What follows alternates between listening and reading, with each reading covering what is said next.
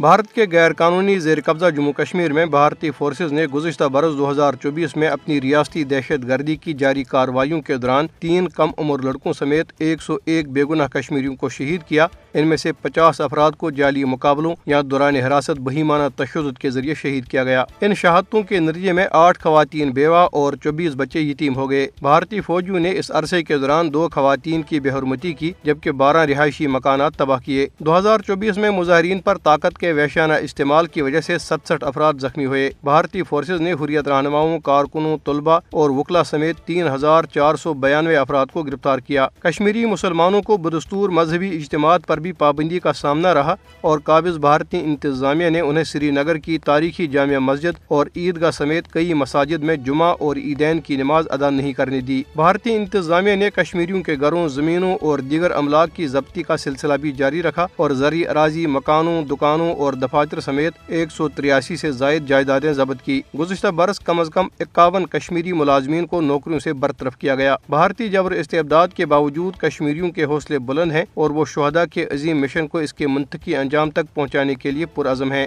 بھارت در حقیقت مقبوضہ علاقے میں ایک ہاری ہوئی جنگ لڑ رہا ہے اور اس کے فوجی خودکشیاں کر رہے ہیں۔ گزشتہ برس مقبوضہ علاقے میں بھارتی فورسز کے 25 اہلکاروں نے خودکشی کی۔ کل جماعتی حریت کانفرنس کے سینئر رہنما میر وائز عمر فاروق نے نئے شمسی سال کی آمد پر سری نگر میں اپنے پیغام میں دنیا بھر میں امن اور خوشحالی کی دعا کی۔ انہوں نے مقبوضہ جموں کشمیر کے عوام کے لیے حق و انصاف اور عزت و وقار کی دعا کرتے ہوئے بھارتی جیلوں سے تمام کشمیری سیاسی نظربندوں کی رہائی کا مطالبہ کیا۔